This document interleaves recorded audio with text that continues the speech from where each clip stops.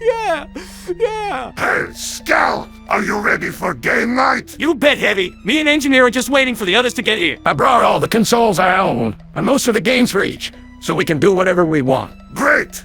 Harry also brought a library of games. What are we thinking of playing tonight? I'm thinking we could kick it old school style and play some PlayStation 1 and 2. I actually brought my PlayStation 4 in case we wanted to play something more modern, or screw around with that new PlayStation Plus service. Harry brought PlayStation 3 and Xbox 360, though it seems it will be a PlayStation night. You know, speaking of which, I don't know how to feel about the new PlayStation Plus service.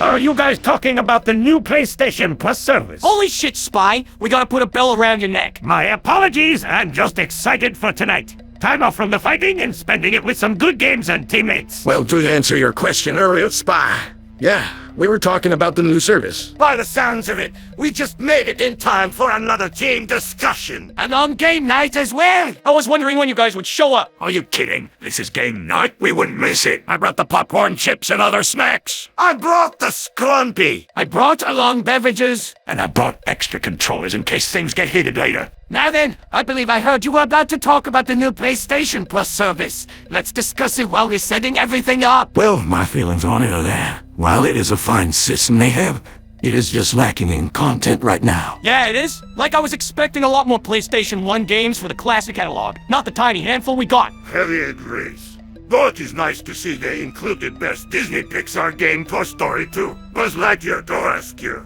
That was favorite game as child. But they removed a few games from the PlayStation Now service before the merge. I can't find the Sly Cooper collection anywhere anymore. They got rid of Sly Cooper. Unfortunately, yeah.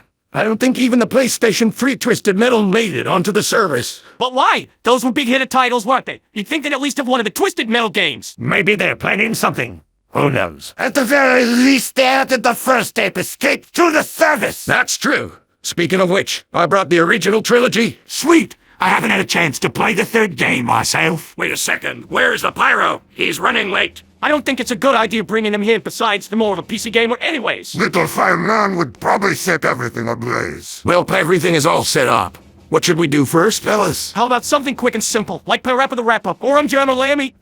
Terribly underrated games. Put it on the fire real good. Put it out cold and feel good. If you don't think you're the one, Fireman's daily work can't be done. Good games, but I don't know if we should start with Rhythm. How about something more adventurous like Ratchet and Clank? I could never get the shooting down in those games. Bloody depth perception can be a bitch when alcohol is in the mix. Aw, cheers, bro. I'll drink to that. How about we play one of the newer open world titles for a bit?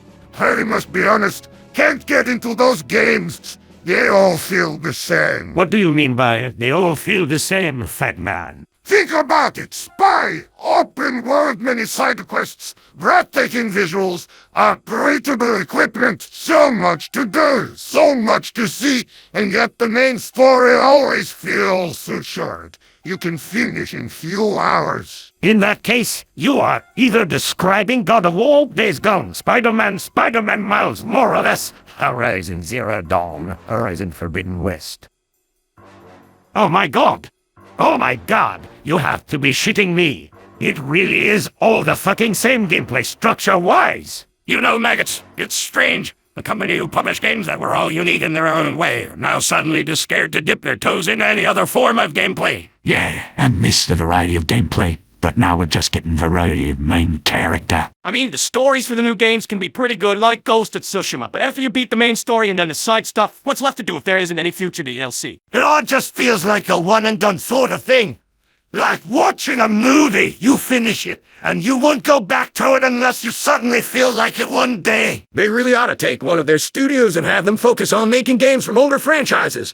That way there's at least some variety. If we want to talk about stories, how about we discuss the absolute train wreck that became The Last of Us Part 2? What a freaking warfest it was! Why did you have to bring that up? I'm going to be sick just hearing that title. What's alive? What a massive fucking downgrade that game was! Harry hated majority of The Last of Us 2. You know, they didn't even need to make a sequel in the first place. The first game ended on a perfectly open-ended note. We didn't need to see what the future held for Joel and Ellie. Yeah, we gotta see what it held. A fucking 5-iron to Joel's head. Joel's actions at the end of the first game were morally questionable, sure, but he did not deserve to die in the first half fucking hour. Don't even get me started with Abby. Yes, I can believe the Dr. Joel killed had a child. But what I can't believe is how she's able to get away with the shit she does. What she does? How about the game really guilt-tripping you for killing her group who managed to find Joel, who stupidly admitted who he was to random strangers and killed him? They literally turned a game about an unlikely father and daughter duo into a fucking preschool lesson on why revenge is terrible. No shit. We know revenge is terrible. We've seen this story before. Or how about Abby gets the bigger fucking upgrades compared to Ellie, who just constantly gets shit on throughout the entire game, losing her fingers, girlfriend, and child for no actual good reason. Man, if you just spoiled the game, I'm actually grateful for once. I couldn't stand playing it after the theater boss fight against Ellie. If they're doing a third game, I genuinely don't think I want to touch it. None of us positive reviews from people who didn't let the second game come in.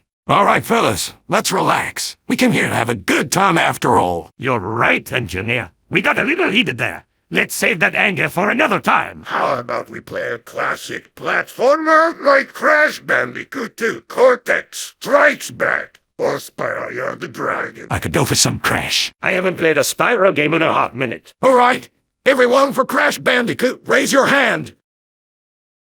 Now, everyone for Spyro, raise your hand. Well, it seems we have reached a tie. How should we settle a tiebreaker? I got it, boys. Is that Ridge Racer Type 4? I can't find that game anywhere. Here's what we're gonna do, maggots. We'll have two teams, Team Crash and Team Spyro. One person from each team will compete in the versus mode. Whoever wins best out of 3 will decide for us. I call Team Crash. I shall drive for Team Spyro. It's settled then. Let's get this party started, boys.